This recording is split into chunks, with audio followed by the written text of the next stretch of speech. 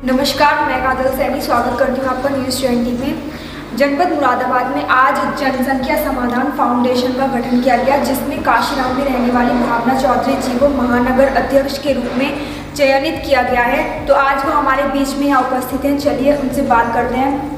Ma'am, आज इस जनसंख्या समाधान फाउंडेशन का गठन किया गया है, उसमें आज आपको महानगर अध्यक्ष के रूप में चुना गया है, तो कैसा लग रहा है आपको?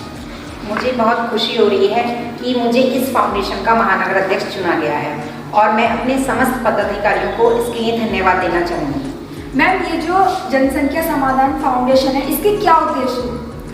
इसके ये उद्देश्य हैं, जैसे कि आज कल हम समाज में काफ़ी वर्षों से देखते आ रहे हैं कि जनसंख्या जो है वो निरंतर बढ़ती जा रही है।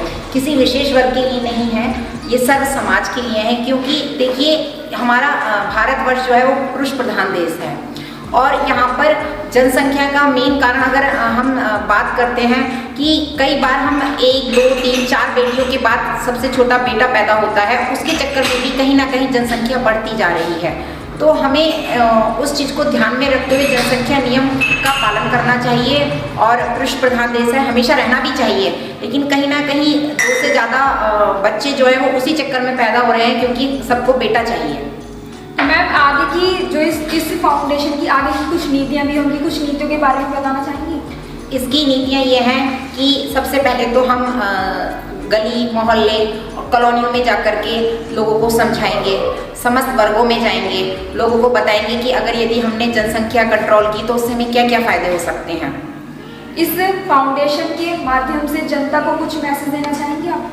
इस फाउंडेशन के माध्यम से मैं सभी को ये कहना चाहूँगी कि घटते संसाधन, जिस तरीके से पैसों का हमारे देश में बहुत महत्व है, हर कार्य में महत्व है पैसों का, तो कहीं ना कहीं बच्चों की परवरिश में भी पैसा चाहिए होता है और जब जनसंख्या ज़्यादा है तो कहीं ना कहीं हम आर्थिक रूप से कमज़ोर होते हैं, तो उसका जो सीधा सीधा असर पड़ता है वो आने वाली जनरेशन पर पड़ता है।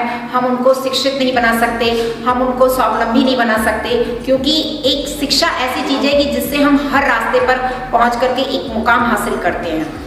तो जैसे कि आपने देखा, हमने मैम से बात करी है, अब इनके समक्ष में यहाँ पर और भी कार्यकर्ता यहाँ पर आए हुए हैं, तो चलिए उनसे बात करते हैं। मैम, आपको कैसा लग रहा है? आज जनसंख्या समाधान फाउंडेशन की महानगर अध्यक्ष हमारी भावना चौधरी जी बनाई गई हैं। मुझे यह सुनकर बहुत अच्छा लगा और मुझे उम्मीद है वो इस उपलक्ष्य में अच्छा कार्य करेंगे। अच्छा, जनसंख्या समाधान फाउंडेशन के लिए आप क्या कहना चाहेंगे? जैसे नाम से ही सिद्ध होता है जनसंख्या समाधान, जनसंख्या पर रोक लगाना, तो इसमें कोई जाति का कोई या धर्म से पक्ष या एक उससे नहीं है, ये तो हर किसी के लिए। तो जितने लोग जागरूक होंगे अच्छी बात है और मुझे उम्मीद है भावना जी इस पर खरी उतरेंगी।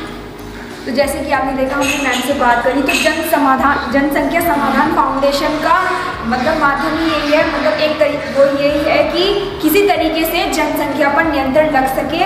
और जैसे कि आप देख सकते हैं कि समाज में बहुत ज़्यादा बच्चों को लेकर कि आर्थिक समस्या की बहुत ज़्यादा परेशानी हो पाती है, लोग अपने बच्चों को ज़्यादा जनसंख्या होने के कारण शिक्षित नहीं कर पाते हैं। गरीब परिवारों में ऐसा होता है कि बहुत ज़्यादा बच्चे होते हैं तो वो अपने बच्चों को सही से नहीं पढ़ा पाते और बहुत ज़्यादा दिक्कतों का सामना उन्हें करना पड़ता है। तो उसी के समक्ष जनसंख्या समाधान फाउंडेशन का गठन किया गया है।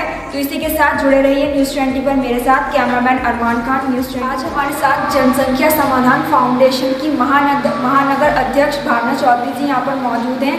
तो चलिए उनसे जानते हैं कि दिवाली के पावन पर्व पर उनकी क्या तैयारियाँ हैं और क्या वो जनता को मैसेज देना चाहेंगे। तो मैम, क्या आपकी क्या तैयारियां हैं आगामी पर्व को लेकर? मेरे इस त्यौहार को लेकर के मैंने ये तैयारी की है कि मैंने जो मेरे परिचित लोग हैं उनके लिए मैंने मिट्टी के दिए बनवाए हैं और उसमें मोम भरवा करके मैंने जैसे होता है कैंडल तैयार करवाई है, ताकि मैं अपने समाज में ये मैसेज दे सकूँ कि हमें मिट्टी के दियों का उपयोग करना चाहिए। और जिस तरीके से मैं पिछले कई सालों से समाज से जुड़ी हुई हूँ, तो मैंने पिछले साल भी कपड़े के थैले बनवाए थे और क्योंकि प्लास्टिक मुक्त हमें भारत करना है, अपना देश भी करना है, तो कहीं ना कहीं हमें पहल स्वयं से करनी पड़ेगी। अच्छा, जनता को कुछ मैसेज देना चाहेंगी? मेरा जनता से यही अनुरोध है, सबसे पहले तो सभी जनता को दिवाली की हार्दिक शुभकामनाएं, भैया दूज की भी शुभकामनाएं। और मेरा मैसेज यह है कि हम ये त्यौहार अपने समाज के साथ, अपने परिवार के साथ घर में रहकर मनाएं, सुरक्षित रहें और ज़्यादा से ज़्यादा इस चीज़ पर फोकस करें कि हम पटाखों को ना जलाएं। बच्चों के लिए समझाना थोड़ा मुश्किल है, तो उनके साथ हम छोटे मोटे पटकारे छोड़ सकते हैं, लेकिन हम बड़ों को, जैसा हमारा सरकार से आदेश हुआ है कि पटाखे पर प्रतिबंध है, तो उसको हमें बड़ों को समझना चाहिए, दूसरों को भी समझाना चाहिए। और शराब का सेवन जो सबसे महत्वपूर्ण बात है हर त्यौहार पर होती है। मैं यही कहूँगी हमारे जो यंग जनरेशन है, जो हमारा पुरुष वर्ग है, वो शराब का सेवन कोशिश ये करे कि ना करे, और यदि वो करता है तो घर से बाहर ना निकले सेवन कर वाहनों पर। उससे दुर्घटनाएं होती हैं और फिर उससे कहीं ना कहीं हमारे परिवार के साथ बहुत दुखद समय होता है, क्योंकि जो त्योहारों पर घटनाएं होती हैं जैसे रोड एक्सीडेंट हो गया, तो वो चीज़ें हमेशा जब भी जीवन में हम त्यौहार मनाएंगे तो हमेशा उस परिवार की सदस्य की कमी हमेशा हमें खलेगी। तो मैं तो यही कहूँगी कि घर में रहें, सुरक्षित रहें और दिवाली को बहुत साधारण तरीके से मनाएं। ज़्यादा अपने ये ना सोचें कि हमें बहुत ज़्यादा भीड़ इकट्ठी करनी है कोरोना के चलते, और सोशल डिस्टेंसिंग का भी ध्यान रखना है। और एक महत्वपूर्ण बात, जब हम आज दिवाली मनाएं और छोटे बच्चों के साथ यदि हम पटाखे छोड़ते हैं, पहले तो पूरा प्रयास कीजिए कि उन्हें समझाएं, और बच्चे नहीं मानते हैं, बाल बुद्धि होती है, तो उस समय बड़े और बच्चे सैनिटाइजर का बिल्कुल भी उपयोग ना करें, सावधानी बरतें, उससे दुर्घटना हो सकती है। सैनिटाइजर हमें हाथों पर उस समय पटाखे छोड़ते समय इस्तेमाल बिल्कुल भी नहीं करना है। धन्यवाद।